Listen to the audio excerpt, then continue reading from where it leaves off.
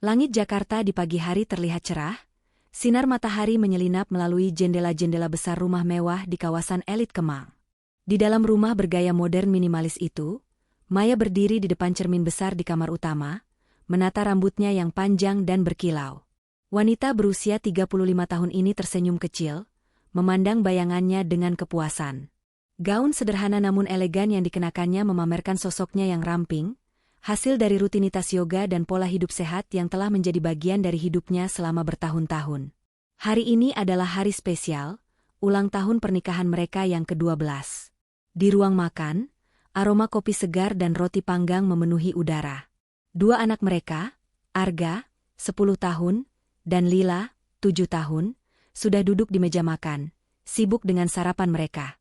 Arga, dengan seragam sekolahnya yang rapi, asyik bermain dengan ponselnya, sementara Lila, dengan rambut dikuncir dua, menggambar sesuatu di buku sketsanya. Maya memandang mereka dengan penuh kasih, hati hangat oleh kehadiran anak-anaknya yang selalu menjadi kebanggaannya. Arga, simpan ponselmu. Makan dulu, ujar Maya lembut, sambil meletakkan sepiring telur mata sapi di depan anaknya. Arga mengangguk, meski matanya masih melirik ke layar ponsel. Lihat gambarku. Lila mengangkat buku sketsanya, menunjukkan gambar bunga yang penuh warna. Cantik sekali, sayang, puji Maya, mencium kening Lila. Nanti kita pasang di dinding kamar ya. Lila tersenyum lebar, dan Maya merasa hatinya penuh. Kehidupan mereka memang tampak sempurna. Rumah megah ini, dengan kolam renang di belakang dan taman yang dirancang oleh arsitek lanskap ternama, adalah bukti kesuksesan mereka. Bisnis keluarga yang mereka rintis bersama, sebuah perusahaan distribusi bahan makanan organik bernama Green Life, berkembang pesat dalam beberapa tahun terakhir. Rian, suaminya, adalah otak di balik strategi pemasaran, sementara Maya mengelola operasional dan keuangan dengan tangan besi. Bersama, mereka adalah tim yang tak terkalahkan. Setidaknya, begitulah yang selalu Maya pikirkan. Namun, pagi itu, ada sesuatu yang terasa berbeda. Rian belum turun dari kamar kerja di lantai atas. Padahal biasanya dia sudah duduk bersama mereka untuk sarapan. Maya melirik jam dinding, pukul 7.30. Dia menghela napas, mencoba mengusir perasaan tidak nyaman yang tiba-tiba muncul. Mungkin dia sedang menyiapkan kejutan untuk ulang tahun pernikahan kita, pikir Maya, tersenyum kecil untuk menghibur diri. Arga, Lila, ayo cepat. Supir sudah menunggu untuk antar ke sekolah, panggil Maya, sambil membereskan piring. Kedua anak itu bergegas mengambil tas mereka, dan Maya mengantar mereka ke pintu depan, di mana mobil SUV hitam sudah menunggu. Setelah mencium anak-anaknya dan melambaikan tangan, Maya kembali ke dalam rumah, berharap bisa menghabiskan waktu bersama Rian sebelum dia berangkat ke kantor. Maya menaiki tangga menuju kamar kerja Rian, sebuah ruangan dengan dinding kaca yang menghadap taman belakang. Dia mengetuk pintu pelan. Sayang, kamu nggak sarapan? Tanyanya, membuka pintu perlahan. Rian duduk di belakang meja kerjanya, fokus pada layar laptop. Pria berusia 38 tahun itu masih tampan seperti saat mereka pertama kali bertemu di kampus dulu. Rambutnya yang sedikit beruban justru menambah pesona, dan matanya yang tajam selalu membuat Maya merasa aman. Tapi pagi ini, ada sesuatu di wajahnya, kerutan kecil di dahi, dan ekspresi yang sedikit tegang. Oh, Maya, Rian menoleh, seolah baru sadar kehadiran istrinya. Aku, ada meeting pagi ini. Harus nyiapin presentasi. Kamu duluan aja sarapan. Maya mengerutkan kening. Meeting? Kamu nggak bilang apa-apa tadi malam. Rian mengangguk cepat, tanpa menatap mata Maya. Dadakan. Klien dari Singapura. Penting. Maya mengangguk, meski ada sedikit rasa kecewa di dadanya. Oke, tapi, hari ini kan ulang tahun pernikahan kita. Aku pikir kita bisa makan malam bareng, mungkin ke restoran favorit kita. Rian tersenyum, tapi senyum itu terasa dipaksakan. Tentu, sayang, aku usahain pulang cepat. Maya berusaha tersenyum kembali, tapi firasatnya berkata lain. Dia meninggalkan kamar kerja dan kembali ke dapur, mencoba mengalihkan perhatian dengan menyiapkan makan siang untuk anak-anak. Namun, pikirannya terus kembali ke Rian. Sudah beberapa minggu ini dia berubah. Pulang larut, sering sibuk dengan ponselnya, dan sikapnya yang tiba-tiba dingin. Maya mencoba mengabaikan perasaan itu, meyakinkan diri bahwa Rian hanya stres karena pekerjaan. Malam sebelumnya, saat Maya sedang merapikan jaket Rian yang baru pulang dari meeting, dia mencium aroma parfum yang asing. Bukan parfumnya, juga bukan parfum yang biasa dipakai Rian. Aroma itu manis, sedikit kuat, seperti sesuatu yang dipakai wanita yang ingin diperhatikan. Maya menggeleng, mencoba menepis pikiran buruk. Mungkin dia ketemu klien wanita, katanya pada dirinya sendiri. Hari berlalu seperti biasa. Maya pergi ke kantor Green Life, menangani beberapa kontrak baru dan meeting dengan tim pemasaran. Dia adalah sosok yang disegani di kantor, tegas tapi adil, dan selalu punya solusi untuk setiap masalah. Karyawan sering memuji kecerdasannya dalam mengelola keuangan perusahaan, sesuatu yang membuat Green Life bertahan bahkan di masa-masa sulit. Sore itu, saat Maya sedang memeriksa laporan keuangan, ponselnya berbunyi. Sebuah pesan dari Rian, "Sayang, maaf, meeting molor. Mungkin aku pulang agak malam." Maya menatap layar ponsel, jantungan di dadanya terasa sedikit lebih cepat. "Lagi?" balasnya, tapi tidak ada jawaban. Dia mencoba menghubungi Rian, tapi panggilannya langsung masuk ke voicemail. Rasa tidak nyaman itu kembali, kali ini lebih kuat. Maya memutuskan untuk pulang lebih awal, berharap bisa menyiapkan makan malam spesial untuk mereka berdua, meski Rian mungkin pulang terlambat. Saat tiba di rumah, Maya disambut oleh keheningan. Anak-anak masih di tempat les, dan pembantu rumah tangga sedang sibuk di dapur. Maya naik ke kamar, ingin mengganti pakaian, tapi matanya tertuju pada jaket Rian yang tergantung di lemari. Jaket yang sama yang dia pakai kemarin. Dengan tangan sedikit gemetar, Maya mengambil jaket itu dan menciumnya. Aroma parfum itu masih ada, lebih kuat dari sebelumnya. Maya duduk di tepi ranjang, memegang jaket itu erat-erat. Pikirannya berputar-putar. "Aku terlalu paranoid," gumamnya. Tapi di lubuk hatinya, dia tahu ada sesuatu yang salah. Dia membuka laci meja rias Rian, berharap menemukan jawaban, atau setidaknya, ketenangan. Di antara tumpukan kertas dan pena, dia menemukan selembar kertas kecil, seperti struk. Itu adalah struk dari sebuah restoran mewah di pusat kota, bertanggal 2 hari lalu. Nama restoran itu bukan tempat yang biasa mereka kunjungi bersama. Dan di sudut struk, ada coretan kecil dengan tulisan tangan, "Terima kasih, sayang L." Maya merasa dunia di sekitarnya berhenti berputar. L? Siapa L? Pikirannya dipenuhi pertanyaan, tapi tidak ada jawaban. Dia menyimpan struk itu di sakunya, bertekad untuk mencari tahu apa yang sedang terjadi. Malam itu, saat Rian akhirnya pulang, jam 11 malam, Maya sudah menunggu di ruang tamu. Dengan lilin yang dia nyalakan untuk ulang tahun pernikahan mereka sudah meleleh separuh. "Sayang, maaf banget," kata Rian, meletakkan tas kerjanya. Meetingnya panjang, dan... "Rian," potong Maya, suaranya pelan tapi tegas. "Kamu dari mana?" Rian terdiam, matanya menghindari tatapan Maya. "Kantor, tadi aku bilang kan? Klien dari Singapura." Maya mengangguk perlahan, tapi hatinya berteriak bahwa ada sesuatu yang disembunyikan. "Selamat ulang tahun pernikahan," katanya akhirnya, suaranya hampir pecah. Dari sebelumnya, cahaya matahari yang masuk melalui jendela ruang makan tidak lagi terasa hangat, melainkan seperti menyorot rahasia yang ingin disembunyikan. Maya duduk di meja makan, menyeruput kopi yang sudah mulai dingin, sambil memandang Arga dan Lila yang sibuk bercanda tentang serial kartun favorit mereka. Tawa anak-anaknya biasanya cukup untuk menghibur hatinya, tapi pagi ini, pikirannya terpaku pada struk restoran yang dia temukan semalam, dan tulisan, "Terima kasih, sayang L," yang terngiang di kepalanya seperti lagu yang tak bisa berhenti diputar. Rian turun dari kamar kerja, mengenakan setelan jas yang rapi seperti biasa. Wajahnya tampak tenang, tapi Maya memperhatikan gerakan kecil yang tidak biasa. Matanya yang sesekali melirik ponsel, jari-jarinya yang gelisah saat mengambil roti panggang. "Pagi, sayang," sapa Rian, mencium pipi Maya dengan cepat sebelum duduk. Gestur itu terasa mekanis, seperti kewajiban, bukan kasih sayang. "Pagi," jawab Maya, Suaranya datar. Dia memaksakan senyum, tapi matanya tak bisa berbohong. Dia ingin bertanya tentang struk itu, tentang parfum asing di jaketnya, tapi ada bagian dirinya yang takut mendengar jawaban. "Kamu ada meeting lagi hari ini?" tanya Maya, berusaha terdengar santai. Rian mengangguk tanpa menatapnya, sibuk mengoleskan mentega pada rotinya. "Iya, ada klien baru. Mungkin agak malam lagi." "Lagi?" Kata itu keluar dari mulut Maya sebelum dia bisa menahannya. Nada suaranya sedikit lebih tajam dari yang dia inginkan, dan Rian akhirnya menatapnya, alisnya sedikit terangkat.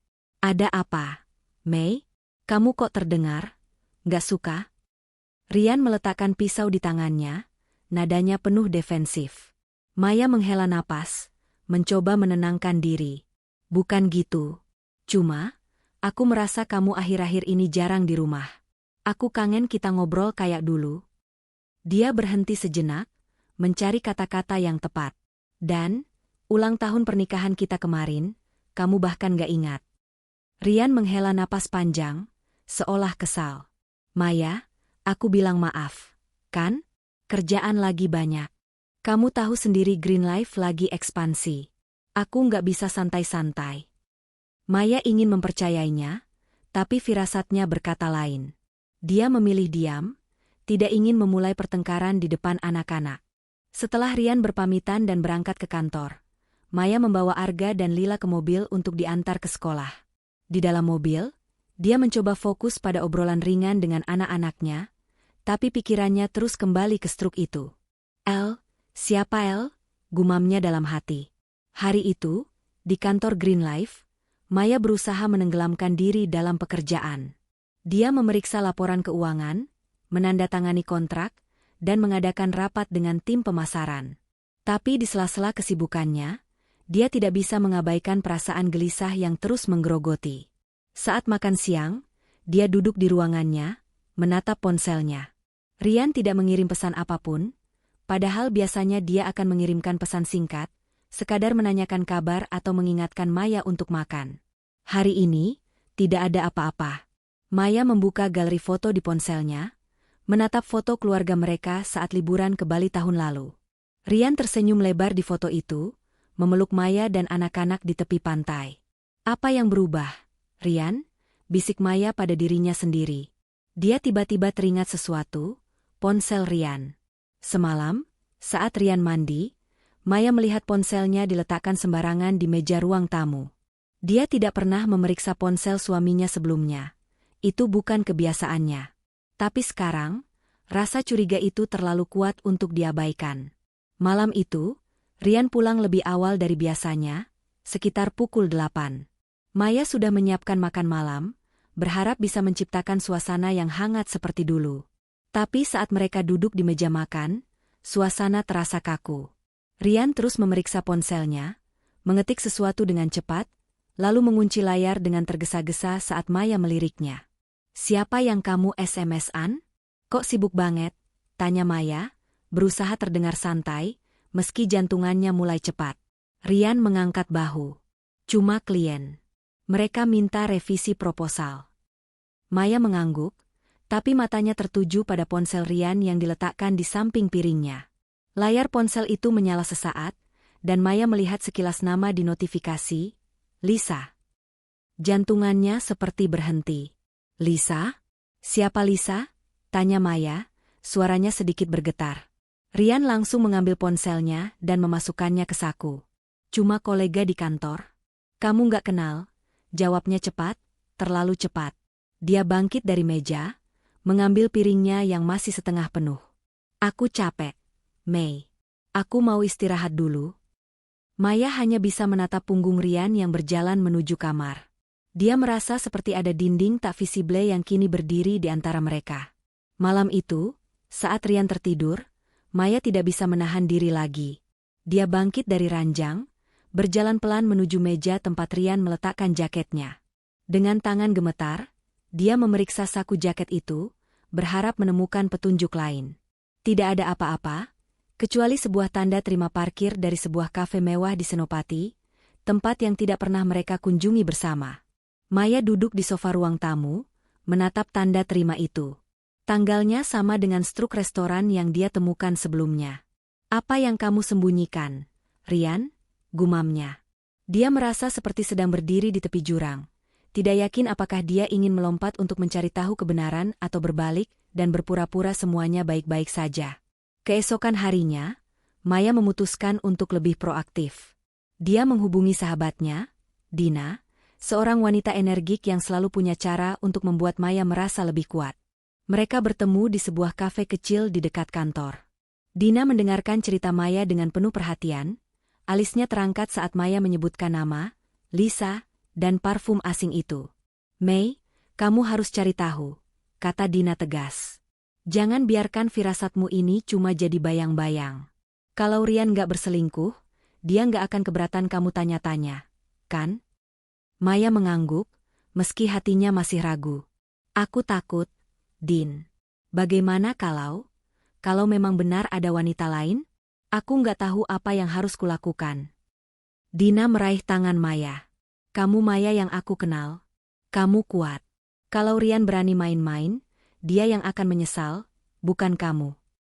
Kata-kata Dina memberi Maya sedikit keberanian, tapi juga menambah beban di hatinya. Malam itu, saat Rian pulang, Maya memutuskan untuk bertanya langsung. Dia menunggu di ruang tamu, dengan tanda terima parkir dan struk restoran di tangannya. "Rian, kita perlu bicara," kata Maya, suaranya tegas tapi penuh emosi. "Aku menemukan ini di jaketmu. Dan aku tahu ada nama Lisa di ponselmu. Siapa dia?" Rian menatapnya dengan ekspresi yang campur aduk. Marah, kesal, dan ketakutan. "Maya, kamu ngapain sih ngubek-ngubek barangku? Kamu nggak percaya sama aku?" "Bukan soal percaya atau tidak, Rian. Aku cuma ingin tahu kebenaran. Kamu berubah, dan aku nggak bodoh," balas Maya, suaranya mulai meninggi. Rian menghela napas, menggosok wajahnya dengan tangan. "Lisa cuma kolega, Mei. Kamu kok jadi paranoid gini? Aku kerja mati-matian buat keluarga kita, dan kamu malah nuduh aku macam-macam." Maya merasa dadanya sesak. Dia ingin mempercayai Rian, tapi setiap kata yang keluar dari mulut suaminya terasa seperti kebohongan. "Kalau cuma kolega, kenapa kamu nggak cerita apa-apa? Kenapa ada parfum di jaketmu?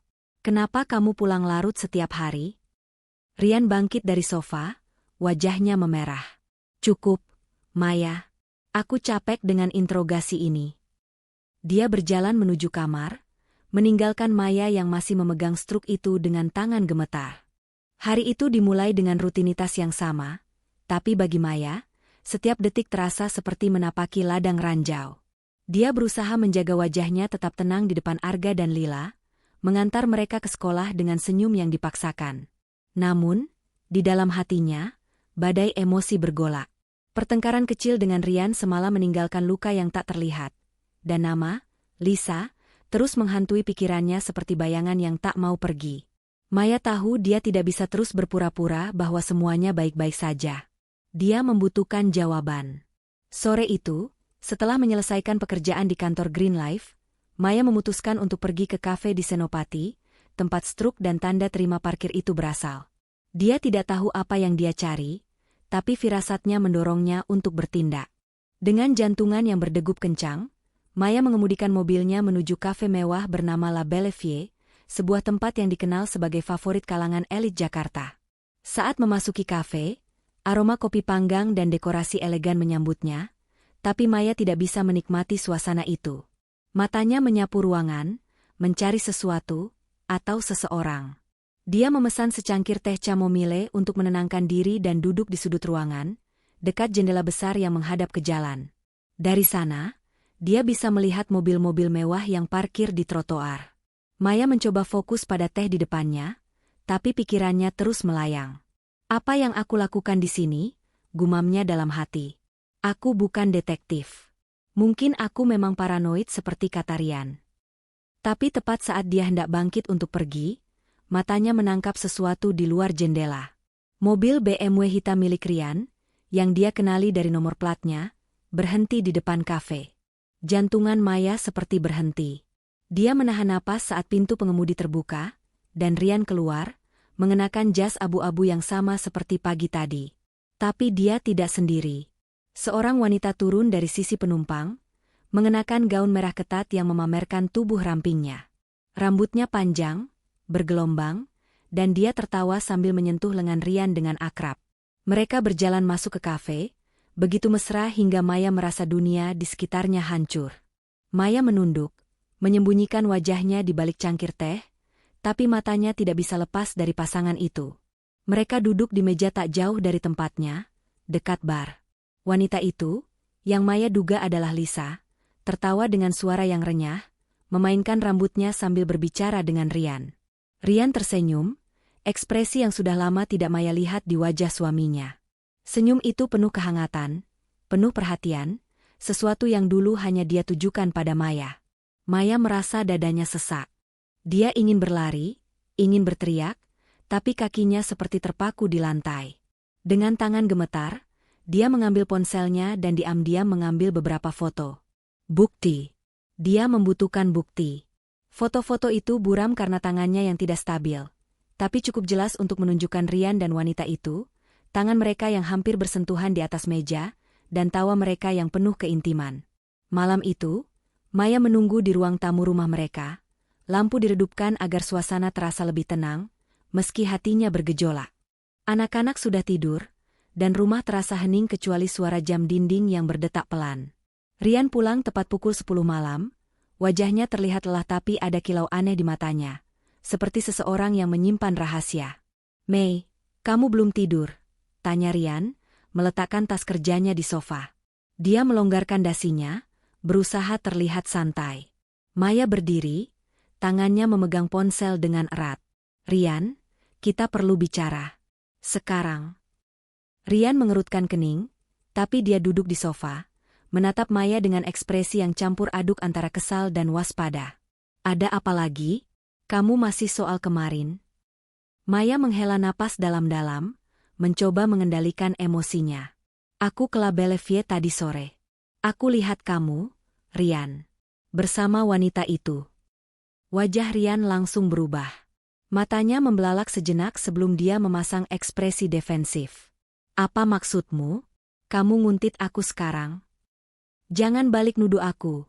Suara Maya meninggi, tapi dia berusaha tetap tenang. "Aku lihat kamu dengan wanita itu, Rian. Kalian mesra sekali." "Siapa dia?" "Lisa, kan?" Rian tertawa kecil, tapi tawanya terdengar getir. "Maya, kamu salah paham. Itu cuma meeting dengan klien. Namanya Lisa." "Iya, tapi dia cuma kolega. Kamu kok jadi gila gini? Jangan bohongi aku." Maya membuka galeri ponselnya dan menunjukkan foto-foto yang dia ambil tadi sore. "Ini meeting? Kalian ketawa-ketawa? Pegangan tangan? Ini yang kamu bilang kolega?" Rian menatap layar ponsel itu, dan untuk sesaat, Maya melihat kilatan panik di matanya. Tapi kemudian, wajahnya memerah, dan dia bangkit dari sofa dengan gerakan kasar. "Kamu ngapain foto-foto aku, Maya? Kamu nggak percaya sama aku, ya? Aku kerja keras buat keluarga ini, dan kamu malah main detektif." Maya tidak mundur. Dia menatap Rian dengan mata berkaca-kaca, tapi suaranya tegas. "Aku nggak bodoh, Rian. Aku tahu ada sesuatu yang kamu sembunyikan. Kalau kamu nggak berselingkuh, kenapa kamu nggak jujur dari awal? Kenapa ada parfum di jaketmu? Kenapa ada struk dengan tulisan, 'Sayang'?" Rian menggenggam tangannya erat, wajahnya penuh kemarahan. "Kamu nggak menghargai aku, Maya. Aku capek. Tahu? Aku kerja buat kamu, buat anak-anak, dan ini balasan yang aku dapat? Tuduhan? Kamu nggak tahu apa yang aku alami." "Jangan coba-coba alihkan pembicaraan," bentak Maya, air matanya mulai mengalir. "Aku lihat sendiri, Rian. Aku lihat kamu dengan dia." Dan kemudian, dalam sekejap yang terasa seperti mimpi buruk, Rian melangkah maju, tangannya terangkat, dan sebuah tamparan keras mendarat di pipi Maya. Suara tamparan itu bergema di ruang tamu yang hening, dan Maya terhuyung, tangannya memegang pipi yang kini terasa panas. Dia menatap Rian dengan mata penuh keterkejutan dan rasa sakit, tidak percaya dengan apa yang baru saja terjadi. Jangan pernah nuduh aku lagi, teriak Rian, suaranya mengguncang. Lisa lebih menghargai aku daripada kamu. Kamu cuma bisa nyanyi soal kecurigaanmu, tapi kamu nggak pernah lihat usaha aku. Kata-kata itu menusuk hati Maya seperti pisau. Dia tidak bisa bergerak, tidak bisa berbicara. Air matanya mengalir deras, tapi dia tidak mengeluarkan suara. Rian, seolah menyadari apa yang baru saja dia lakukan, terdiam sejenak, napasnya berat. Tapi dia tidak meminta maaf. Sebaliknya, dia mengambil jaketnya dan berjalan keluar rumah, meninggalkan Maya yang berdiri sendirian di ruang tamu. Maya ambruk ke sofa, tangannya masih memegang pipi yang memanas. Rasa sakit fisik tidak seberapa dibandingkan dengan luka di hatinya. Suaminya, pria yang dia cintai selama 12 tahun, pria yang dia pikir akan selalu melindunginya, baru saja menamparnya, dan demi membela wanita lain. Nama, Lisa, kini bukan lagi sekadar bayangan. Dia adalah kenyataan pahit yang menghancurkan dunia Maya. Malam itu, Maya tidak tidur. Dia duduk di ruang tamu, menatap foto pernikahan mereka yang tergantung di dinding. Senyum mereka di foto itu terasa seperti kenangan dari kehidupan lain. Tapi di tengah air mata dan rasa sakit, ada sesuatu yang mulai menyala di dalam diri Maya, kemarahan. Dia tidak akan membiarkan ini terus berlanjut. Dia tidak akan membiarkan Rian menghancurkan hidupnya. Dengan tangan yang masih gemetar, Maya mengambil ponselnya dan mengirim pesan ke Dina, "Aku butuh bantuan. Aku akan cari tahu siapa Lisa." Malam itu terasa seperti malam terpanjang dalam hidup Maya. Dia duduk di sofa ruang tamu, diterangi hanya oleh cahaya redup lampu meja. Pipinya masih terasa perih, bukan hanya dari tamparan Rian, tapi dari luka pengkhianatan yang jauh lebih dalam. Foto pernikahan mereka yang tergantung di dinding seolah mengejeknya. Senyum bahagia mereka di masa lalu kini terasa seperti ilusi yang telah hancur. Maya memejamkan mata, air matanya sudah kering, tapi dadanya masih sesak oleh campuran rasa sakit, marah, dan kehampaan. Dia merasa dikhianati, dihina, dan yang paling menyakitkan, direndahkan di rumahnya sendiri, tempat yang seharusnya menjadi benteng cinta dan keamanan. Rian tidak pulang malam itu. Maya menunggu hingga dini hari, berharap suaminya akan kembali dengan permintaan maaf, tapi pintu depan tetap hening. Ponselnya juga tidak menunjukkan pesan atau panggilan dari Rian. Hanya keheningan yang menyelimuti rumah besar itu, membuat Maya merasa semakin sendirian. Dia memandang ke arah kamar anak-anaknya, memastikan mereka tidur nyenyak, tidak tahu tentang badai yang sedang mengguncang keluarga mereka. "Aku harus kuat, untuk Arga dan Lila," gumam Maya, mencoba menyalakan percikan kekuatan di dalam dirinya. Pagi harinya, Maya berdiri di depan cermin kamar mandi, menatap bayangannya. Matanya sembab, dan ada sedikit memar di pipi kirinya, bekas tamparan Rian. Dia menyentuh pipi itu pelan, dan untuk sesaat, dia hampir menyerah pada air mata lagi. Tapi kemudian, dia menggelengkan kepala, menolak untuk tenggelam lebih dalam keputusasaan. "Aku bukan korban," katanya pada bayangannya, suaranya bergetar tapi penuh tekad. "Aku Maya. Aku yang membangun keluarga ini. Aku yang membuat Green Life berdiri. Aku tidak akan membiarkan Rian menghancurkan semuanya." Maya mengambil napas dalam-dalam, lalu mulai bersiap untuk hari itu. Dia mengenakan setelan blazer biru tua yang selalu membuatnya merasa percaya diri, menutupi memar di pipinya dengan riasan tebal. Saat mengantar Arga dan Lila ke sekolah, dia tersenyum seperti biasa, menjawab pertanyaan Lila tentang rencana akhir pekan dengan nada ceria yang dipaksakan. Tapi di dalam hatinya, dia sedang menyusun rencana. Dia tidak akan tinggal diam. Jika Rian berpikir dia bisa mempermalukannya dan lolos begitu saja, dia salah besar. Di kantor Green Life, Maya berusaha fokus pada pekerjaan, tapi pikirannya terus kembali ke malam sebelumnya. Kata-kata Rian, "Lisa lebih menghargai aku daripada kamu," terus bergema di kepalanya, setiap kata seperti cambuk yang memicu kemarahannya. Dia membuka laptopnya dan menatap laporan keuangan perusahaan, sesuatu yang selalu menjadi keahliannya.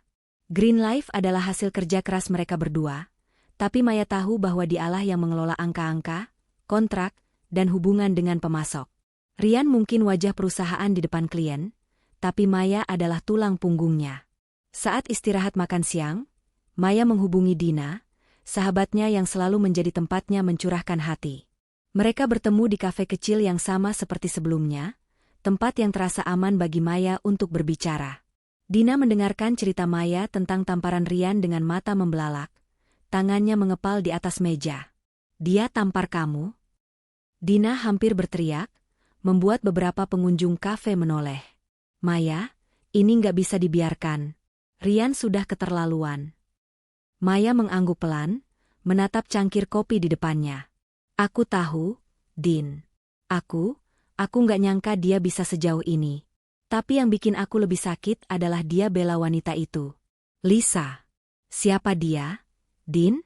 Kenapa Rian bisa bilang dia lebih menghargai dia daripada aku?" Dina meraih tangan Maya, matanya penuh empati.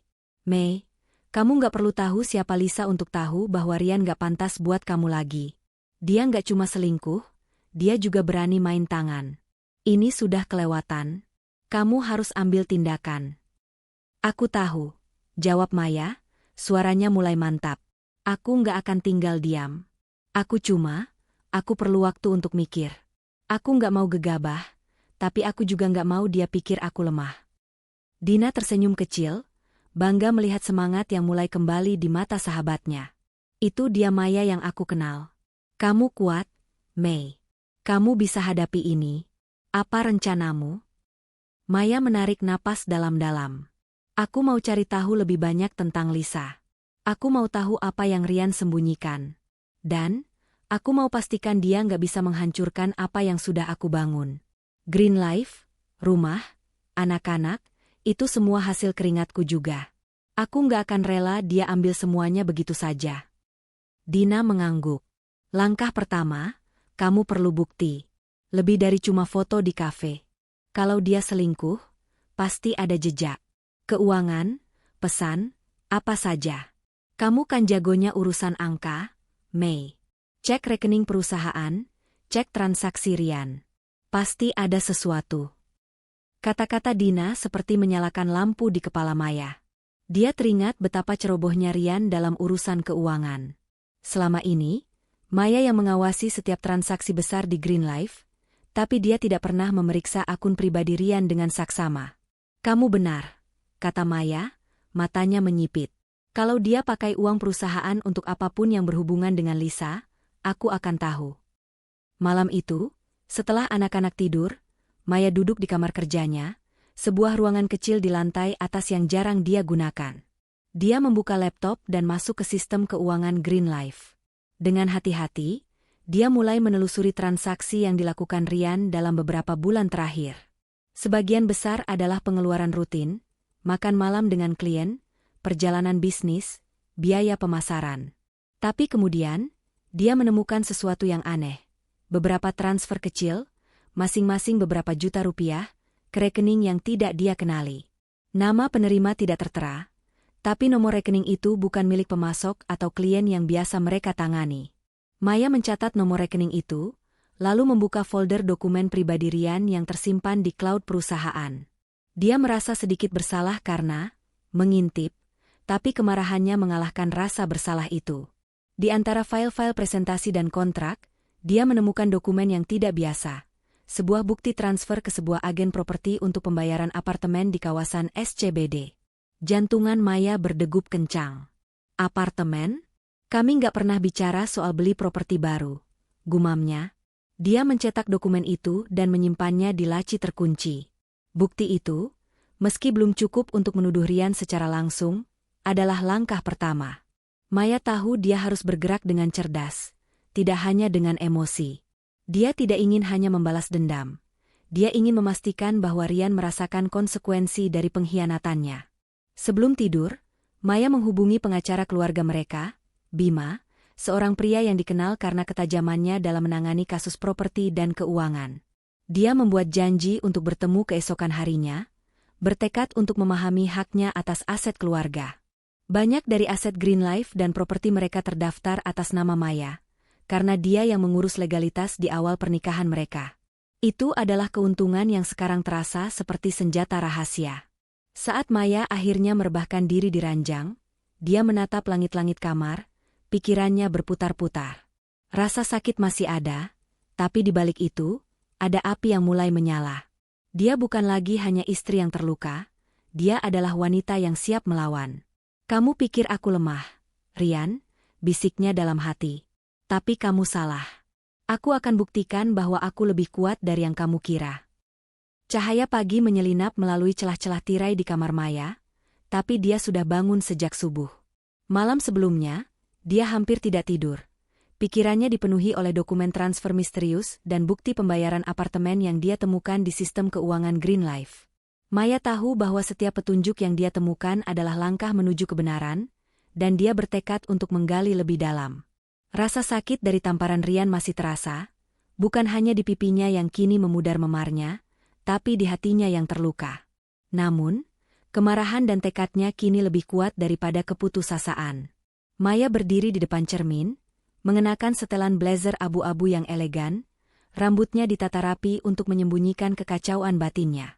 Dia ingin terlihat kuat, bukan hanya untuk dirinya sendiri, tapi juga untuk anak-anaknya dan untuk pertemuan penting dengan pengacara mereka, Bima, hari ini. Saat mengantar Arga dan Lila ke sekolah, Maya memasang senyum terbaiknya, menjawab celotehan Lila tentang proyek seni di sekolah dengan antusias. Tapi di dalam mobil, saat anak-anak sibuk dengan ponsel dan buku mereka, Maya mengepalkan tangan di atas kemudi, berjanji pada dirinya sendiri bahwa dia tidak akan membiarkan Rian menghancurkan keluarga mereka. Di kantor Green Life, Maya bergerak dengan hati-hati. Dia tahu Rian mungkin tidak menyadari bahwa dia sedang menyelidiki, dan dia ingin menjaga keunggulan itu. Setelah rapat pagi dengan tim pemasaran, Maya mengunci pintu ruangannya dan kembali ke laptopnya. Dengan fokus yang tajam, dia mulai memeriksa lebih banyak transaksi keuangan perusahaan, mencari pola yang tidak wajar. Dia menemukan beberapa transfer lagi ke rekening yang sama yang dia temukan sebelumnya, totalnya mencapai puluhan juta rupiah dalam beberapa bulan terakhir. Yang lebih mencurigakan, transfer itu dilakukan melalui akun cadangan yang jarang digunakan, yang hanya dia dan Rian yang memiliki aksesnya. Rian, apa yang kamu lakukan dengan uang ini?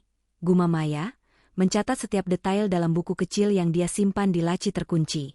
Dia juga menemukan beberapa email dari Rian ke seorang agen properti, membahas pembelian unit untuk investasi pribadi. Maya tahu itu bohong. Mereka selalu membahas investasi properti bersama, dan tidak pernah ada rencana untuk membeli apartemen di SCBD. Maya mencetak semua dokumen yang relevan, menyimpannya dalam map coklat yang dia bawa ke pertemuan dengan Bima. Pengacara itu, seorang pria berusia 50-an dengan wajah ramah tapi mata yang tajam, menyambut Maya di kantornya di Bilangan Sudirman. Ruangan itu sederhana tapi elegan, dengan dinding penuh buku hukum dan sertifikat.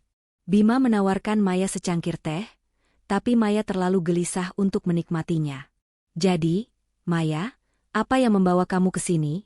tanya Bima, bersandar di kursinya. "Kamu bilang ini soal aset keluarga." Maya mengangguk. Tangannya sedikit gemetar saat membuka map coklat itu. "Bima, aku butuh tahu haku atas aset Green Life dan properti kami.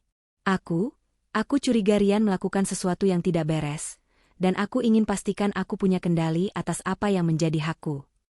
Bima mengangkat alis, tapi dia tidak bertanya lebih lanjut. Dia mengambil dokumen-dokumen yang Maya berikan, memeriksanya dengan cermat. "Sebagian besar aset Green Life terdaftar atas nama kamu, Maya. Kamu yang menandatangani dokumen pendirian perusahaan, dan saham mayoritas ada di tanganmu. Rumah di Kemang juga atas nama kamu, karena kamu yang membayar sebagian besar hipoteknya dulu.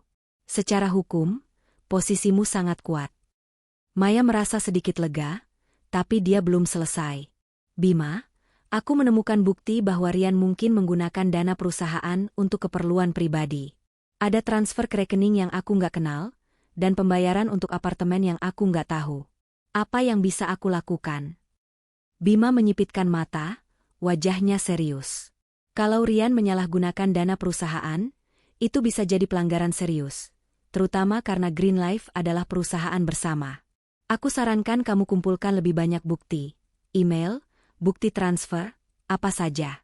Kalau ternyata dia menggunakan dana untuk kepentingan pribadi, kamu bisa menuntutnya secara hukum, bahkan membekukan asetnya. Kata-kata Bima seperti bahan bakar bagi tekad Maya. Dia tahu dia sedang berjalan di jalur yang berbahaya, tapi dia tidak punya pilihan lain.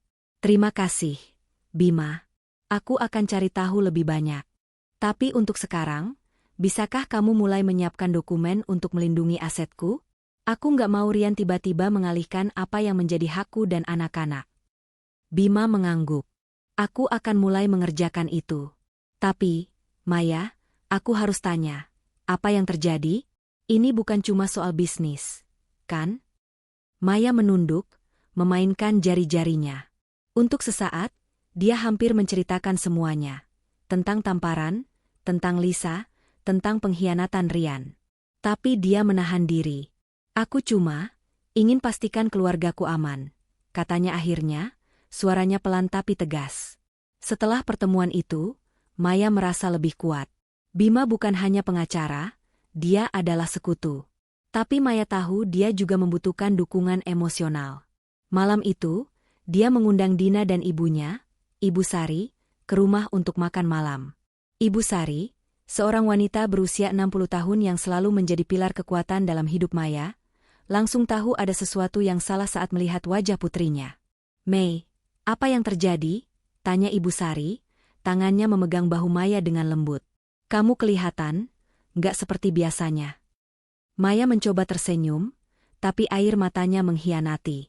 Di depan Dina dan ibunya, dia akhirnya menceritakan semuanya. Tentang kecurigaannya, tentang Lisa, tentang tamparan Rian. Ibu Sari menarik napas tajam, matanya penuh kemarahan, sementara Dina mengepalkan tangan, wajahnya memerah.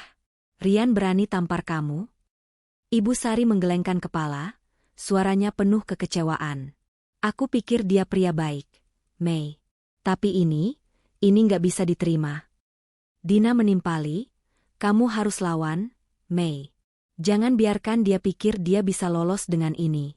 Kamu punya kami di belakangmu." Maya mengangguk, merasa hangat oleh dukungan mereka. "Aku tahu. Aku nggak akan diam. Aku sedang kumpulkan bukti, dan aku sudah bicara sama Bima. Aku nggak mau anak-anak terluka dalam proses ini." Ibu Sari memeluk Maya erat. "Kamu kuat, Maya. Kamu selalu kuat. Apapun yang terjadi, kamu nggak sendiri. Kami akan bantu kamu lewati ini."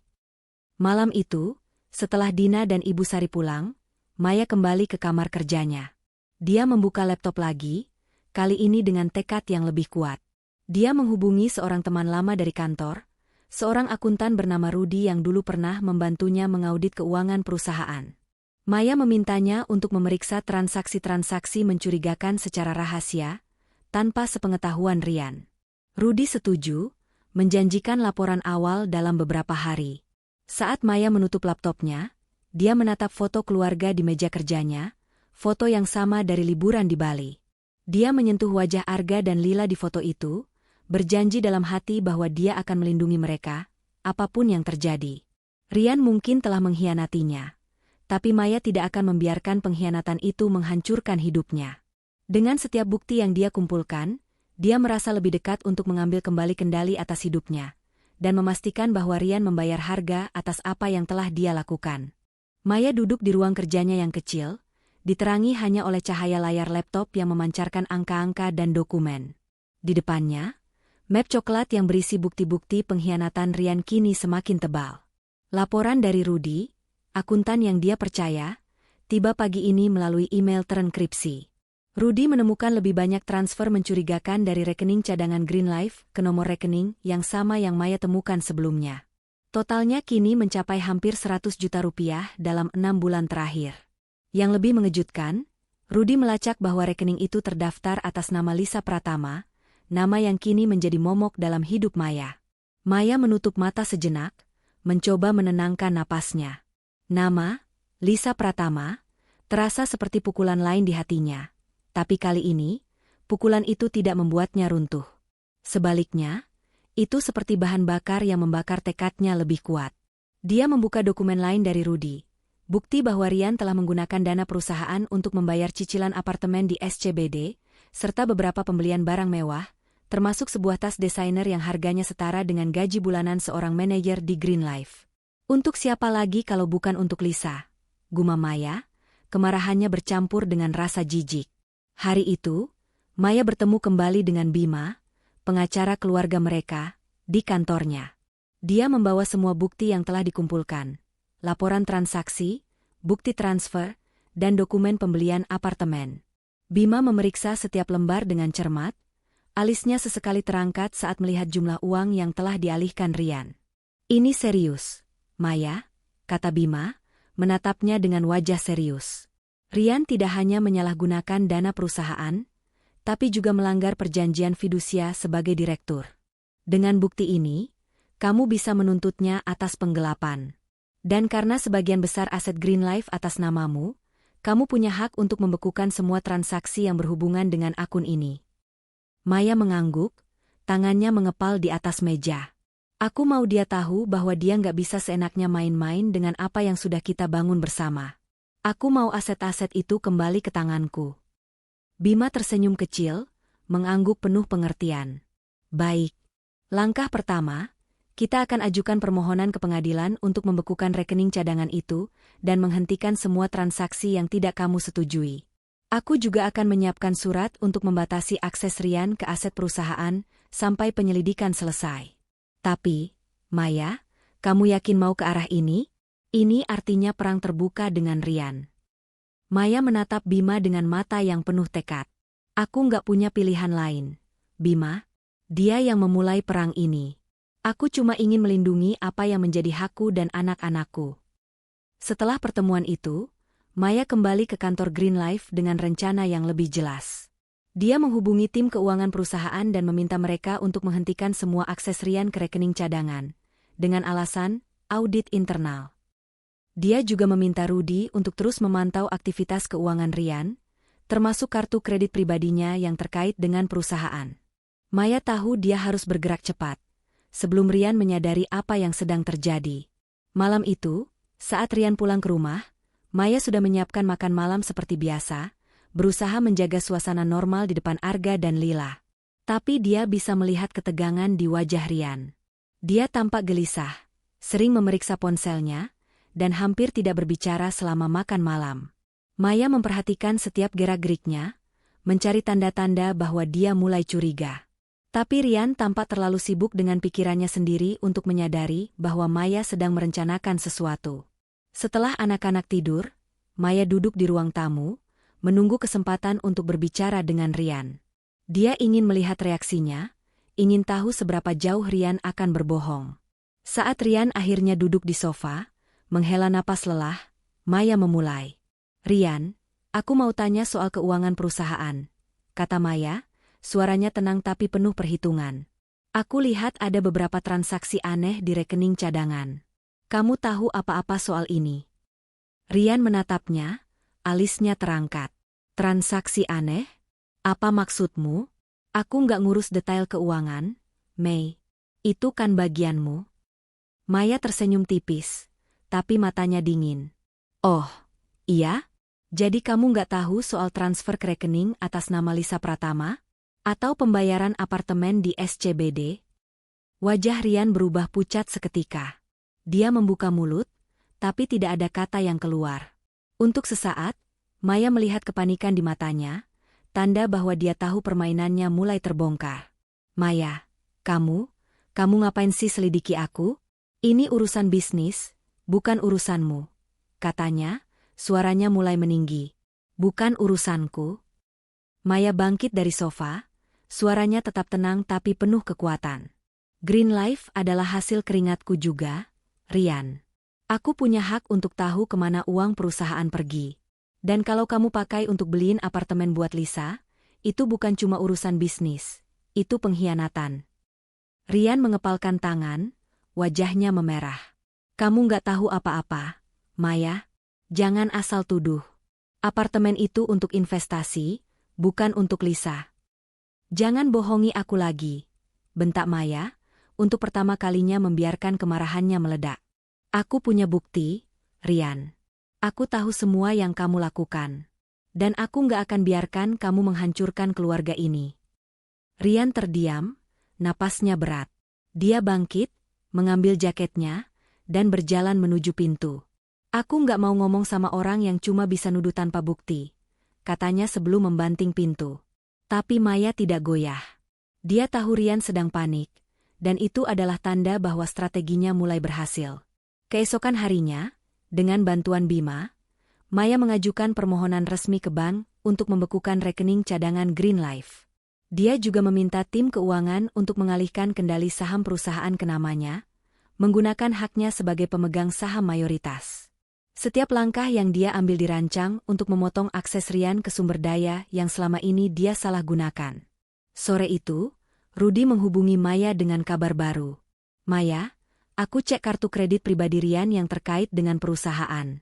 Ada pembelian tiket pesawat ke Bali untuk 2 orang, atas nama Rian dan Lisa Pratama. Tiketnya untuk akhir pekan depan." Maya merasa jantungannya berhenti sejenak. Bali, tempat yang dulu begitu spesial bagi mereka sebagai keluarga, kini menjadi destinasi Rian dan wanita lain. Tapi bukannya menangis, Maya justru tersenyum kecil. "Terima kasih, Rudy," katanya. "Kirim semua bukti itu ke emailku." Saat malam tiba, Maya duduk di kamar kerjanya, menatap tumpukan dokumen dan bukti di depannya. Dia tidak lagi merasa seperti istri yang dikhianati, dia merasa seperti seorang jenderal yang sedang menyusun strategi perang. Rian mungkin berpikir dia bisa mengendalikan permainan ini, tapi Maya sudah selangkah di depan. Dengan setiap bukti yang dia kumpulkan, dia semakin dekat untuk mengambil kembali kendali, dan membuat Rian menyesali setiap keputusan yang telah dia buat. Maya mengambil ponselnya dan mengirim pesan ke Bima, "Ajukan pembekuan aset sekarang. Kita nggak tunggu lagi." Dia tahu konfrontasi besar sudah di depan mata, dan dia siap. Rian akan segera menyadari bahwa dia telah memilih lawan yang salah. Langit Jakarta malam itu mendung, seolah mencerminkan badai yang akan segera meletus di rumah mewah Maya dan Rian. Maya duduk di ruang makan, meja kayu mahoni yang biasanya penuh tawa keluarga kini terasa seperti arena pertempuran. Di depannya, map coklat yang berisi semua bukti pengkhianatan Rian terletak rapi, disusun dengan cermat seperti senjata yang siap digunakan. Di sampingnya, Bima, pengacara keluarga, duduk dengan wajah tenang namun tegas, menyiapkan dokumen-dokumen hukum yang akan menjadi pukulan telak bagi Rian. Maya telah memutuskan, malam ini adalah malam konfrontasi kedua, dan dia tidak akan mundur. Rian pulang tepat pukul 9 malam, lebih awal dari biasanya. Wajahnya tampak lelah, tapi ada ketegangan di matanya, seolah dia tahu sesuatu sedang menunggunya. Dia meletakkan tas kerjanya di sofa ruang tamu dan melonggarkan dasinya, lalu berhenti sejenak saat melihat Maya dan Bima di ruang makan. "Maya? Bima?" Rian mengerutkan kening, langkahnya ragu. "Ada apa ini? Kenapa Bima di sini?" Maya bangkit dari kursi, menatap Rian dengan mata yang dingin namun penuh tekad. "Duduk, Rian. Kita perlu bicara." Rian menghela napas, wajahnya menunjukkan kejengkelan. "Lagi-lagi, Maya, aku capek. Kalau ini soal kecurigaanmu yang gak berdasar itu." "Bukan kecurigaan," potong Maya, suaranya tajam seperti pisau. "Ini fakta. Dan kali ini, aku nggak sendirian." Dia melirik Bima, yang mengangguk sebagai isyarat untuk memulai. Rian duduk dengan enggan, matanya berpindah dari Maya ke Bima.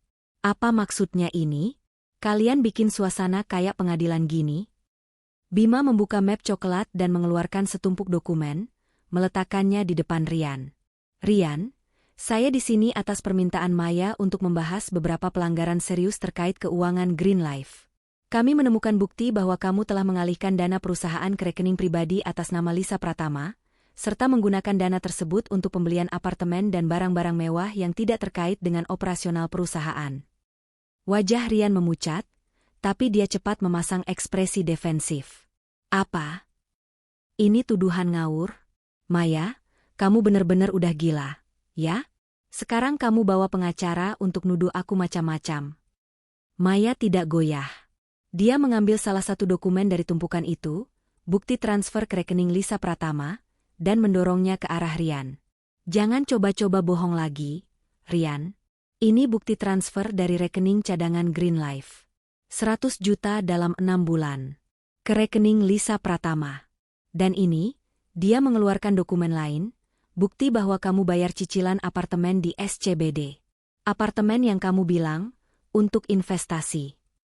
Kamu pikir aku nggak akan tahu?"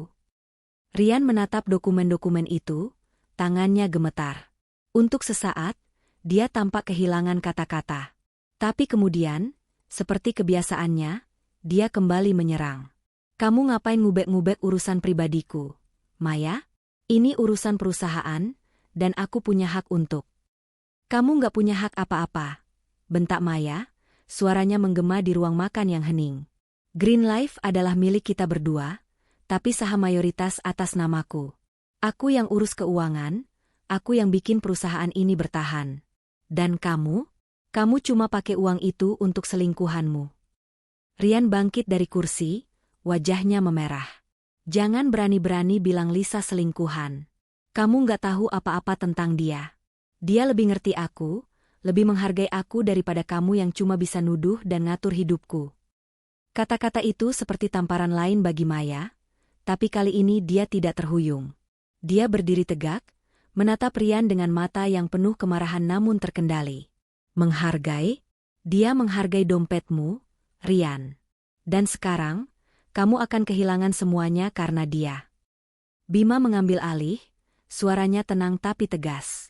Rian, atas nama Maya sebagai pemegang saham mayoritas, kami telah membekukan semua aksesmu ke rekening cadangan Green Life. Saya juga telah mengajukan permohonan ke pengadilan untuk menghentikan semua transaksi yang tidak disetujui Maya. Dan berdasarkan bukti ini, kami berhak menuntutmu atas penggelapan dana perusahaan. Rian tertawa pahit, tapi ada kepanikan di matanya. Kalian bercanda, kan? Maya, kamu nggak akan berani bikin ini jadi masalah hukum. Ini keluarga kita. Kamu mau hancurin semuanya cuma karena kecemburuanmu. Maya melangkah mendekati Rian, suaranya rendah tapi penuh kekuatan. Kamu yang menghancurkan keluarga ini, Rian. Kamu yang memilih Lisa daripada aku dan anak-anak. Kamu yang menamparku di rumah ini, di depan semua kenangan yang kita bangun. Sekarang, kamu akan lihat apa yang terjadi kalau kamu main-main dengan aku. Rian mencoba membalas, tapi Bima mengangkat tangan, menghentikannya. Rian, saya sarankan kamu dengar baik-baik. Maya telah mengambil alih kendali penuh atas aset Green Life. Rumah ini, yang atas namanya, juga dalam perlindungannya. Kami memberi kamu dua pilihan. Keluar dari rumah ini malam ini juga, atau hadapi konsekuensi hukum yang jauh lebih berat.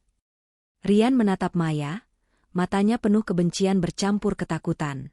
Kamu serius, Maya? Kamu mau usir aku dari rumahku sendiri? Ini bukan rumahmu lagi, kata Maya, suaranya dingin seperti es. Ini rumahku, rumah anak-anakku. Kamu sudah memilih jalanmu, Rian.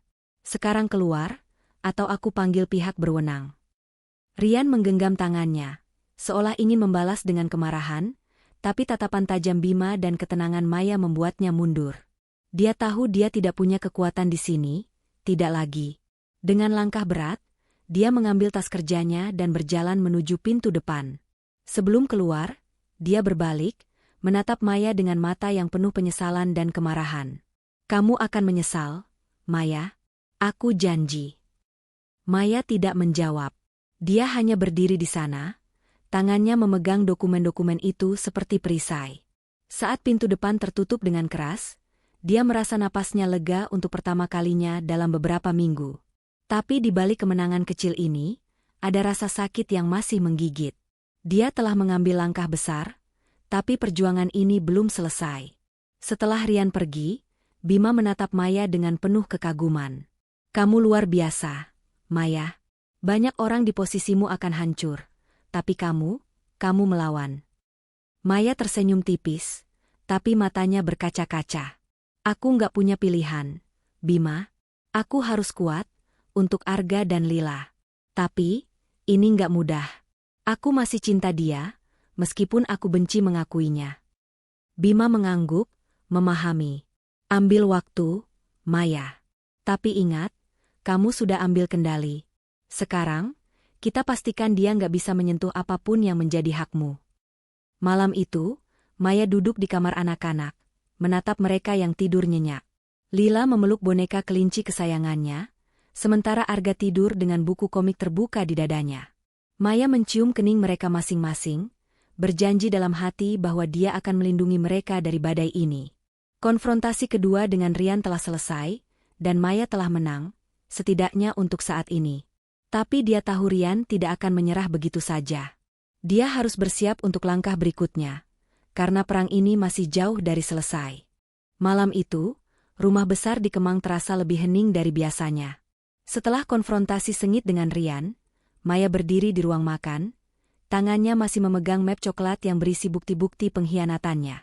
Bima telah pulang, meninggalkan Maya dengan dokumen-dokumen hukum yang akan memastikan Rian tidak bisa lagi menyentuh aset keluarga. Tapi meski kemenangan ini terasa manis, ada kepahitan yang masih mengendap di hati Maya. Dia telah mengusir Rian dari rumahnya, tapi kenangan 12 tahun pernikahan mereka masih menghantui setiap sudut ruangan. Rian kembali ke rumah keesokan harinya, wajahnya penuh kemarahan dan keputusasaan. Maya sudah menduga dia tidak akan menyerah begitu saja. Dia mendengar suara mobil BMW-nya memasuki garasi, diikuti oleh langkah-langkah berat menuju pintu depan. Maya telah mempersiapkan diri untuk momen ini. Dia meminta pembantu rumah tangga untuk membawa Arga dan Lila ke rumah Ibu Sari pagi itu, memastikan anak-anak tidak menyaksikan apa yang akan terjadi. Di ruang tamu, Maya duduk dengan tenang, didampingi oleh Bima dan seorang petugas keamanan dari firma hukum yang direkomendasikan Bima. Rian masuk dengan langkah cepat, wajahnya memerah. Dia membawa koper kecil, seolah berniat mengambil barang-barangnya. Tapi saat melihat Maya, Bima, dan petugas keamanan, dia berhenti di tengah ruangan, matanya membelalak. Ini apa? Maya, kamu benar-benar panggil pengacara dan satpam untuk usir aku dari rumahku sendiri? Suaranya menggelegar, penuh kemarahan. Maya berdiri, menatap Rian dengan mata yang dingin namun penuh kekuatan. Ini bukan rumahmu lagi, Rian.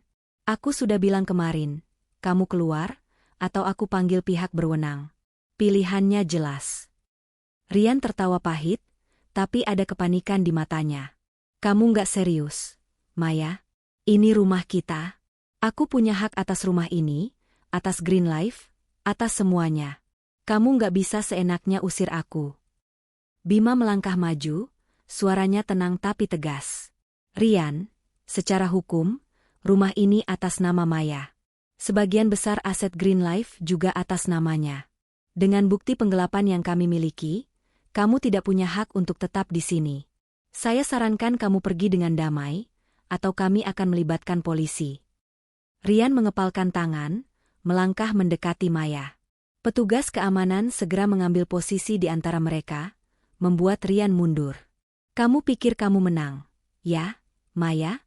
Katanya, suaranya penuh kebencian. Kamu pikir kamu bisa ambil semuanya dari aku? Lisa bilang kamu cuma istri paranoid yang gak tahu bersyukur. Dan dia benar. Kata-kata itu seperti pisau, tapi Maya tidak goyah. Dia telah mendengar cukup kebohongan dari Rian. Lisa? Wanita yang kamu beliin apartemen pakai uang perusahaan? Wanita yang kamu bela sampai kamu berani tampar aku di rumah ini. Maya melangkah maju, suaranya rendah tapi penuh kekuatan. Kamu yang gak tahu bersyukur, Rian. Aku kasih kamu segalanya. Keluarga, cinta, kesuksesan. Dan kamu buang itu semua untuk apa? Untuk wanita yang cuma mau dompetmu? Rian membuka mulut untuk membalas, tapi tidak ada kata yang keluar. Dia tahu dia kalah. Bima mengeluarkan surat perintah pengusiran yang telah disiapkan, menyerahkannya kepada Rian. Ini perintah resmi. Kamu punya waktu sampai malam ini untuk mengambil barang pribadimu dan keluar. Jika tidak, kami akan melibatkan pihak berwenang. Rian menatap surat itu, tangannya gemetar. Untuk sesaat, Maya melihat kilatan penyesalan di matanya. Atau mungkin itu hanya ilusi. Dia berbalik, berjalan menuju kamar utama, dan mulai mengemasi pakaiannya ke dalam koper. Maya mengawasinya dari kejauhan, hatinya bercampur antara kemenangan dan kesedihan. Dia tidak pernah membayangkan pernikahannya akan berakhir seperti ini, tapi dia juga tahu bahwa dia tidak punya pilihan lain. Saat Rian selesai mengemas, dia berhenti di pintu depan, koper di tangannya. Dia menatap Maya, wajahnya penuh kemarahan yang bercampur dengan keputusasaan. Kamu akan menyesal, Maya. Aku janji. Kamu nggak akan bisa hidup tanpa aku. Maya tidak menjawab segera. Dia melangkah mendekati pintu, berdiri di ambang rumah yang dulu mereka bangun bersama.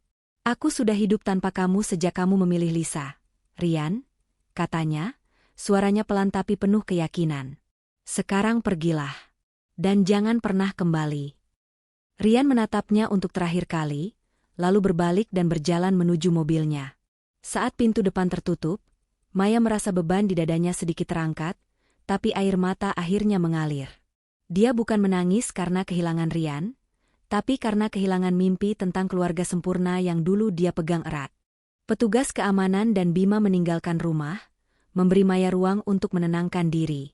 Malam itu, Maya duduk di balkon rumah, menatap langit Jakarta yang dipenuhi bintang-bintang redup. Dia memikirkan anak-anaknya, yang masih di rumah Ibu Sari, tidak tahu tentang badai yang baru saja melanda keluarga mereka. Dia memikirkan Green Life, perusahaan yang akan dia pimpin sendiri mulai sekarang. Dan dia memikirkan dirinya sendiri, wanita yang pernah merasa hancur, tapi kini berdiri lebih kuat dari sebelumnya. Maya mengambil ponselnya dan mengirim pesan ke Dina. Ryan sudah pergi. Aku menang, Din. Tapi kenapa rasanya masih sakit? Dina membalas dalam hitungan detik. Kamu menang karena kamu kuat, Mei. Sakit itu wajar, tapi kamu akan sembuh. Kami di sini buat kamu. Maya tersenyum kecil, merasa hangat oleh dukungan sahabatnya. Dia tahu perjuangan ini belum selesai. Ryan mungkin akan mencoba melawan, dan Lisa mungkin masih menjadi bayangan di hidupnya. Tapi untuk pertama kalinya, Maya merasa dia punya kendali. Rumah ini, anak-anaknya, bisnisnya, semuanya adalah miliknya, dan dia tidak akan membiarkan siapapun mengambilnya lagi. Saat angin malam menyapu wajahnya, Maya menutup mata, membiarkan kesedihan dan kemenangan bercampur dalam hatinya. Dia telah mengusir Ryan dari hidupnya, tapi dia tahu ini hanyalah awal dari babak baru. Dan dia siap menghadapi apapun yang akan datang, dengan kepala tegak dan hati yang perlahan mulai sembuh. Cahaya matahari pagi menyelinap melalui jendela-jendela besar rumah Maya di Kemang, membawa kehangatan yang sudah lama tidak dia rasakan.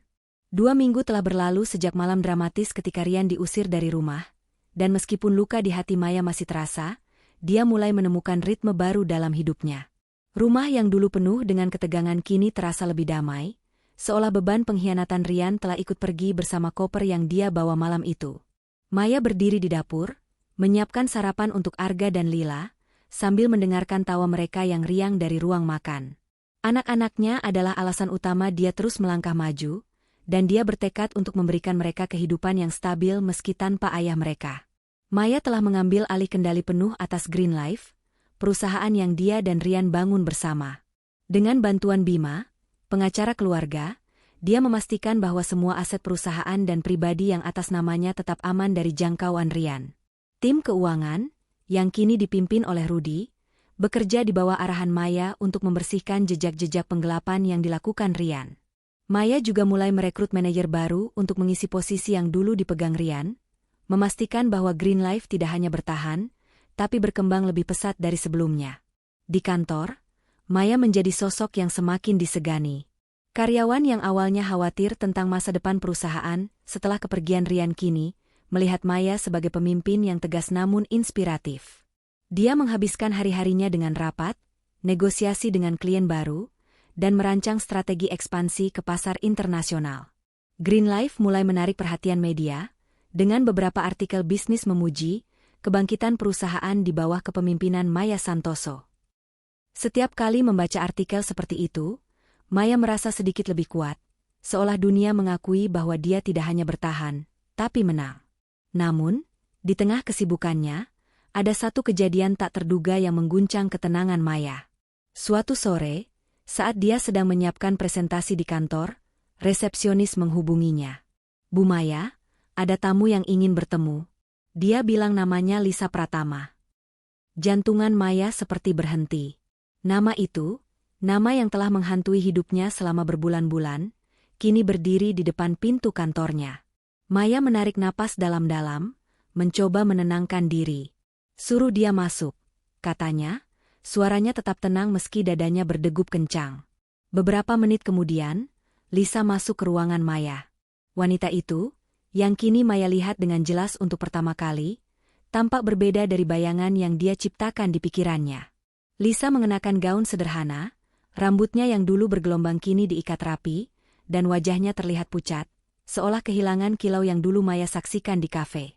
Dia berdiri di depan meja Maya, tangannya gelisah, matanya menghindari tatapan langsung. "Bu Maya," kata Lisa, suaranya pelan dan bergetar. Saya datang untuk minta maaf." Maya menatapnya, alisnya terangkat. Dia tidak menyangka Lisa akan berani muncul di depannya, apalagi dengan nada seperti ini. "Minta maaf?" ulang Maya, suaranya dingin tapi terkendali. "Untuk apa, tepatnya?" Lisa menunduk, tangannya memainkan ujung gaunnya. "Untuk semuanya. Untuk hubungan saya dengan Rian, untuk apa yang terjadi pada Anda. Saya nggak tahu dia sudah menikah di awal. Dia bilang dia akan cerai, bahwa kalian sudah nggak bersama. Saya baru tahu kebenarannya setelah dia diusir." Maya tertawa kecil, tapi tawanya penuh kepahitan. "Jadi sekarang, setelah dia kehilangan segalanya, kamu datang minta maaf? Kamu pikir itu akan mengubah apa yang sudah kamu dan Rian lakukan?" Lisa menggeleng cepat, air mata mulai menggenang di matanya. "Saya tahu saya salah. Saya nggak minta Anda memaafkan saya, tapi saya cuma ingin bilang bahwa Rian, dia juga ninggalin saya. Setelah Anda bekukan rekeningnya, dia bilang dia nggak punya apa-apa lagi. Dia pergi, dan saya nggak tahu harus kemana." Maya menatap Lisa, mencoba mencari kebohongan di wajahnya, tapi yang dia lihat hanyalah wanita yang terlihat hancur, sama seperti dirinya beberapa minggu lalu. Tapi Maya tidak merasa iba. "Kamu pikir aku peduli dengan nasibmu, Lisa?" katanya, suaranya tajam. "Kamu tahu Rian punya istri, punya anak, tapi kamu tetap memilih untuk jadi bagian dari pengkhianatannya. Sekarang kamu tanggung sendiri akibatnya." Lisa mengangguk pelan, air matanya jatuh ke lantai. "Saya mengerti. Saya cuma ingin Anda tahu bahwa saya menyesal." Dia berbalik, berjalan menuju pintu dengan langkah gontai, lalu menghilang dari ruangan. Maya duduk kembali di kursinya, tangannya gemetar karena campuran kemarahan dan kepuasan. Dia tidak tahu apakah Lisa benar-benar menyesal, tapi itu tidak lagi penting. Yang penting, Maya telah mengambil kembali hidupnya. Lisa dan Rian kini hanyalah bayang-bayang dari masa lalu, dan Maya bertekad untuk tidak membiarkan mereka menghalangi langkahnya ke depan. Malam itu, Maya membawa Arga dan Lila ke taman bermain favorit mereka. Dia duduk di bangku, menonton anak-anaknya berlari dan tertawa di ayunan. Untuk pertama kalinya dalam waktu yang lama, Maya merasa damai. Dia mulai belajar mencintai dirinya sendiri lagi, menemukan kekuatan dalam kesendiriannya. Dia tidak lagi merasa seperti istri yang dikhianati, tapi seperti wanita yang telah bangkit dari abu pengkhianatan. Di rumah, Maya menghubungi Dina dan Ibu Sari, menceritakan pertemuannya dengan Lisa. Keduanya mendukung keputusan Maya untuk tidak memaafkan, tapi juga mengingatkannya untuk fokus pada masa depan. "Kamu sudah menang, Mei," kata Dina melalui telepon. "Sekarang waktunya hidup untuk dirimu sendiri dan anak-anak." Maya tersenyum, merasa hangat oleh dukungan mereka. Dia tahu perjalanan ini belum selesai, tapi dia juga tahu bahwa dia telah menemukan kekuatan baru dalam dirinya. Green Life berkembang, anak-anaknya bahagia, dan dia, Maya, mulai menjadi versi terbaik dari dirinya sendiri. Dia telah bangkit dari abu, dan tidak ada yang bisa menghentikannya lagi. 6 bulan telah berlalu sejak malam ketika Maya mengusir Rian dari rumah mereka di Kemang. Langit Jakarta malam ini cerah, bintang-bintang berkilau di antara gemerlap lampu kota. Maya berdiri di balkon rumahnya, secangkir teh chamomile hangat di tangannya, menatap cakrawala dengan senyum kecil yang penuh makna. Rumah besar yang dulu penuh dengan kenangan pahit kini terasa seperti tempat perlindungan, tempat di mana dia dan anak-anaknya membangun kembali kehidupan mereka. Perjalanan ini tidak mudah, tapi Maya telah menemukan sesuatu yang lebih berharga dari apapun, kebebasan dan kekuatan untuk menjadi dirinya sendiri. Green Life, perusahaan yang pernah menjadi simbol kerja kerasnya bersama Rian, kini mencapai puncak kesuksesan baru di bawah kepemimpinan Maya. Dalam beberapa bulan terakhir, Maya berhasil menandatangani kontrak besar dengan 2 perusahaan internasional untuk distribusi produk organik, menjadikan Green Life salah satu pemain utama di pasar Asia. Media bisnis tidak henti-hentinya memuji kepemimpinannya, dengan sebuah majalah ternama menobatkan Maya sebagai pengusaha wanita inspiratif tahun ini. Artikel itu, yang kini terpajang dalam bingkai sederhana di ruang kerjanya, menjadi pengingat bahwa dia telah bangkit jauh lebih kuat dari yang pernah dia bayangkan. Anak-anaknya, Arga dan Lila, menjadi sumber kebahagiaan terbesar Maya. Meski awalnya sulit menjelaskan kepergian Rian kepada mereka, Maya dengan hati-hati membimbing mereka melalui perubahan ini. Dia memastikan Arga dan Lila tetap merasa dicintai dan dilindungi, mengisi hari-hari mereka dengan kegiatan yang menyenangkan, dari liburan akhir pekan ke pantai hingga malam menonton film di rumah. Lila mulai menunjukkan bakat seni yang luar biasa, dengan gambar-gambarnya kini menghiasi dinding rumah, sementara Arga semakin menonjol di tim sepak bola sekolahnya. Melihat mereka tumbuh dengan penuh semangat, Maya merasa bahwa semua perjuangannya selama ini tidak sia-sia. Rian, di sisi lain, telah jatuh ke dalam bayang-bayang kehidupannya sendiri. Maya mendengar kabar dari beberapa kenalan bahwa Rian kini tinggal di apartemen kecil di pinggiran kota, jauh dari kemewahan yang dulu dia nikmati. Bisnis kecil yang dia coba rintis setelah kepergiannya dari Green Life gagal, karena kurangnya modal dan reputasi yang tercoreng. Lisa, yang pernah menjadi pusat pengkhianatannya, telah menghilang dari hidupnya, meninggalkan Rian sendirian dengan penyesalan yang kini menjadi beban berat.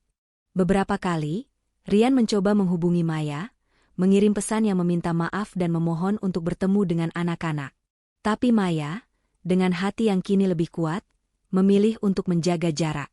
Dia mengizinkan Rian bertemu Arga dan Lila di bawah pengawasan, tapi tidak lebih dari itu. Rian telah kehilangan haknya atas keluarga mereka, dan Maya tidak akan membiarkannya kembali masuk ke hidup mereka begitu saja.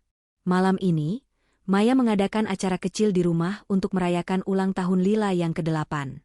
Ruang tamu dipenuhi balon warna-warni, dan meja penuh dengan kue coklat buatan Ibu Sari, yang kini menjadi tamu tetap di setiap acara keluarga.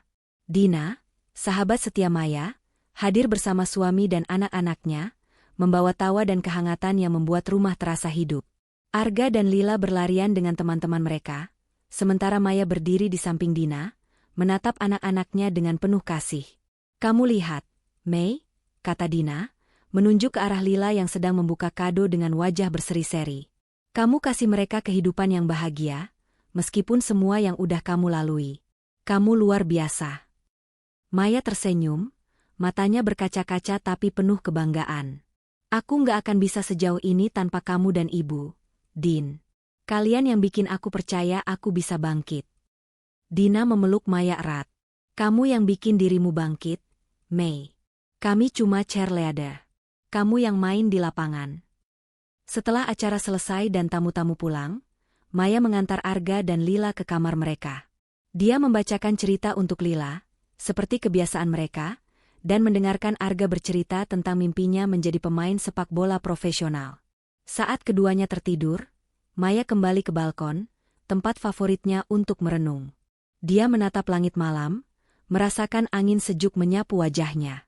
Di tangannya, dia memegang sebuah gelang perak sederhana, hadiah dari Rian di ulang tahun pernikahan mereka yang pertama. Dulu, gelang itu adalah simbol cinta mereka, tapi sekarang, itu hanya pengingat akan perjalanan yang telah dia lalui. Maya menghela napas, lalu melepaskan gelang itu dari pergelangan tangannya. Dia tidak lagi membutuhkan kenangan itu. Dengan gerakan lembut, dia meletakkan gelang itu di meja kecil di balkon, seolah melepaskan sisa-sisa masa lalu yang pernah mengikatnya. Dia tersenyum, merasa ringan, seperti burung yang akhirnya bebas dari sangkar. Di kejauhan, lampu-lampu kota berkelap-kelip, seolah merayakan kemenangan Maya. Dia telah merebut kembali hidupnya, tidak hanya dari Rian, tapi dari rasa sakit dan ketakutan yang pernah menguasainya. Green Life adalah bukti keberhasilannya, anak-anaknya adalah bukti cintanya, dan dirinya sendiri adalah bukti kekuatannya. Maya tahu bahwa hidup tidak akan selalu mudah. Akan ada hari-hari sulit, keraguan, dan mungkin luka baru. Tapi dia juga tahu bahwa dia mampu menghadapi semuanya. Dengan satu tarikan napas dalam, Maya berbisik pada dirinya sendiri, "Aku sudah menang. Dan aku akan terus menang." Dia melangkah kembali ke dalam rumah, menutup pintu balkon dengan lembut, siap untuk menghadapi babak baru dalam hidupnya sebagai wanita yang bebas, kuat, dan utuh.